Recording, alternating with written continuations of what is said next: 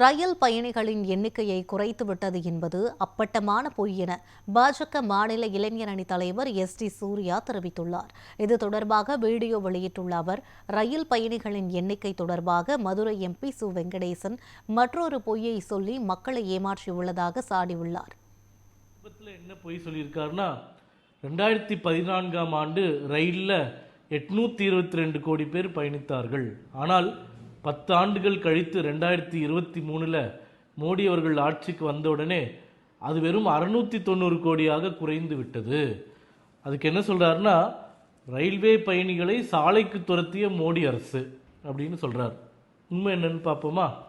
இந்த 822 கோடி 2014 கணக்குப்படி 822 கோடி பயணிகள் ரயிலை பயன்படுத்தியிருக்காங்க. அதில் 450 கோடி பேர், கிட்டத்தட்ட பாதி பயனாளிகள் யாருன்னு பார்த்தீங்கன்னா, சென்னை, மும்பை, கொல்கத்தா 3 நகரங்களில் இயங்கிய லோக்கல் சப்பர்பன் ட்ரெயினில் பயணித்தவர்களுடைய எண்ணிக்கை.